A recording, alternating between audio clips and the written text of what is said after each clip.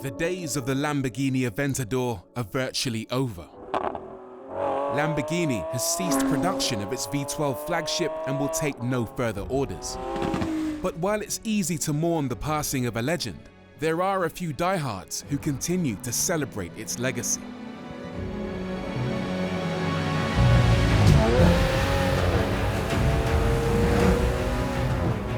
This is the Huber era 001, created as an homage to the Lamborghini Aventador.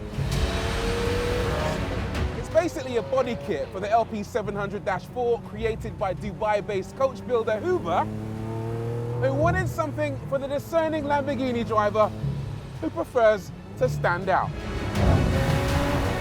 I mean, look at the thing. Just take a moment to drink it in. You know how they say Lamborghinis are wild? Clearly, they weren't wild enough for Huber, because when I look at this car, I don't know whether I'm looking at a car, a spaceship, or I'm having some kind of weird fever dream.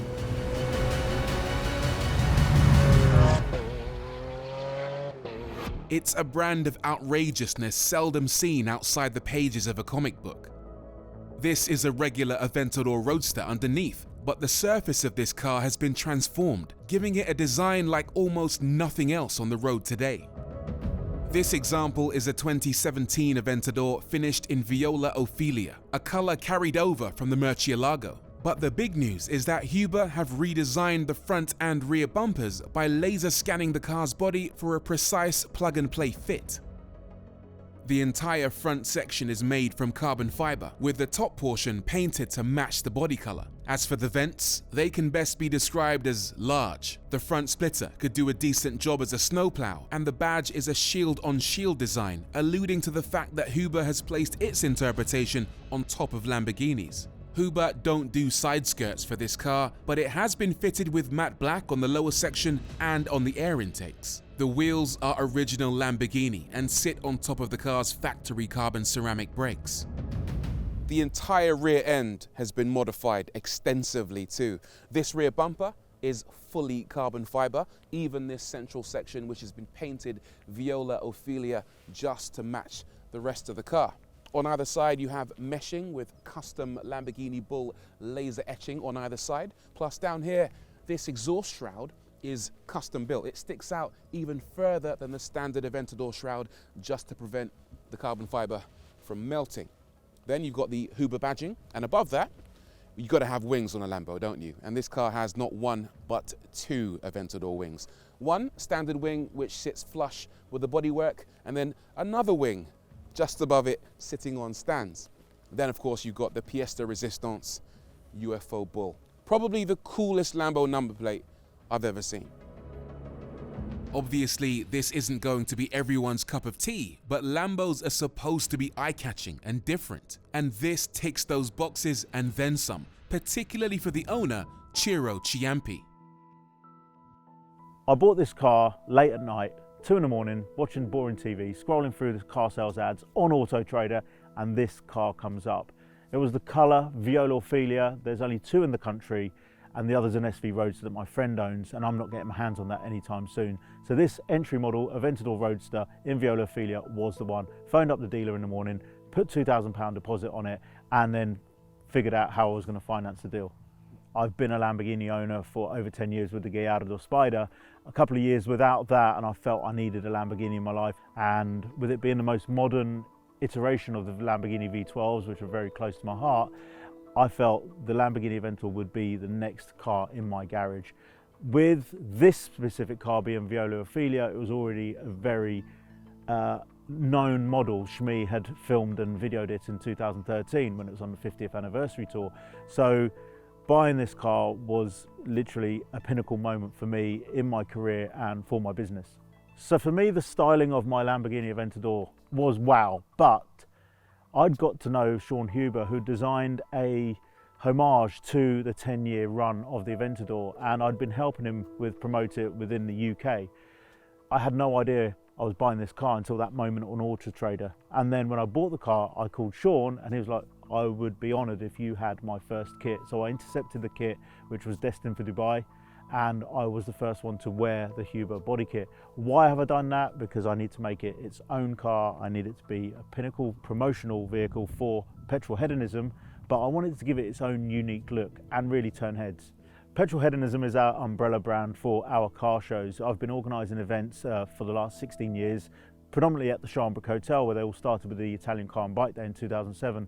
So now we run the Max Power Reunion, tucked automotive events, as well as Supercar Sundays at different venues around the UK.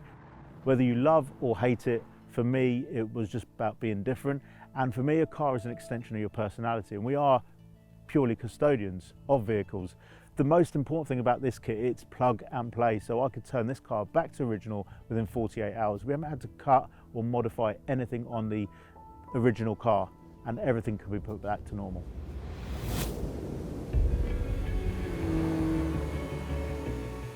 Underneath the mods, what you're looking at is the LP700-4 drop top.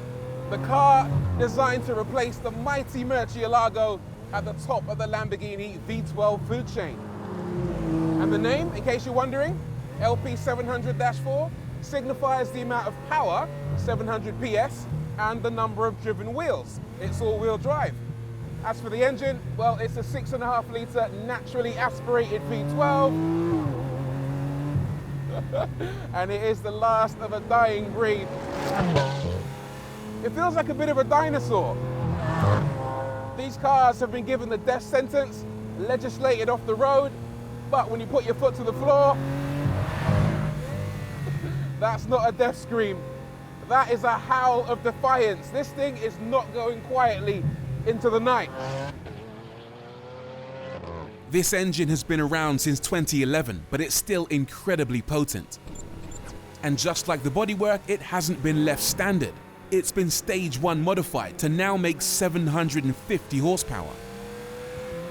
From a standstill, it'll get to 62 in 2.9 seconds, which is remarkable because that's the kind of acceleration figure you expect from a modern supercar, and yet this was achieving it over a decade ago. And one of the highlights is the fact you've got to reach as far as 8,250 RPM to get the most out of the engine. You've really got to earn the power, and it's so rewarding when you do it.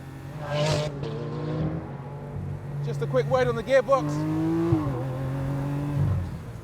It's so rapid. It's a single clutch unit, a 7-speed, and it shifts gears in 50 milliseconds. I'll give it another blast down here. So violent, and that is the defining characteristic of a Lamborghini Aventador. It's stunning. In Strada mode and in sport mode, it feels almost useless, but the car really comes alive in Corsa. Here we go again. So addictive. You just don't get that in any other car. I'll be honest, I've never actually driven this version of the Aventador. I've only ever driven the SVJ Roadster and the SVJ Coupe.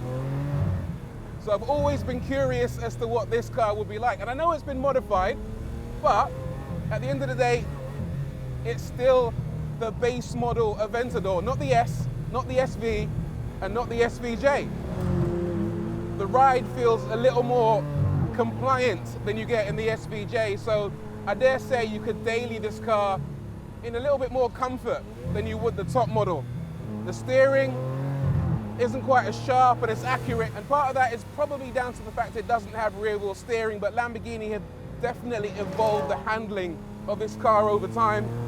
The steering is still responsive, still quick, but maybe lacking in that ultimate accuracy that you get on the newer variants. The brakes are reassuringly strong, and being carbon ceramic offers zero fade. Through the bends, it's composed with incredible grip levels even in damp conditions. Those Pirelli P0s hanging on gamely, inspiring plenty of confidence to push corner by corner. And all to the soundtrack of a custom exhaust that throws flames, pops, bangs and rumbles at a volume that I'm sure Chiro's neighbors won't appreciate on those early morning starts. So I think it's important for people to have a relationship with their car. Once upon a time, I was very purist and I wouldn't do anything to the cars. But I think as I've got older and my character is built and my personality is built, and with what I do with the car shows, I felt I need to stand out more. In terms of modding your car, it doesn't stop. So next on the agenda is a set of forged alloys by West Forged here in the UK. And then as a gift to me, because of all the amazing work we've done with Huber, he's sending me a full 4x4 carbon bonnet with all the lines matching to the existing carbon. I feel excited that the Aventador is coming to the end of its era because I'm excited to see what's next, but the Huber era kit is an homage to the 10 years of wonderment that the Aventador has given us, from the original Aventador to the Roadster to the S to the SV to the SVJ. It's been a phenomenal 10-year run. But personally, am I sad? No, I'm just excited to see what's next.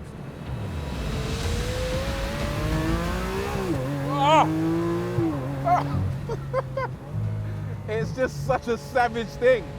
When you hear that noise from the exhaust, the pull of the engine, and then you have in the back of your mind that it looks like an absolute spaceship from outside. This is a dream car. Any young boy or girl would feel absolutely privileged to ride around in one of these. It's just special. Special and unique. Two words that describe the Aventador to perfection. And yes, its time may have passed, its engine may be consigned to the history books, but as the sun sets on this particular era of Lamborghini, we're hopeful that with this outlandish piece of artistic impression, it's an era that will never be forgotten.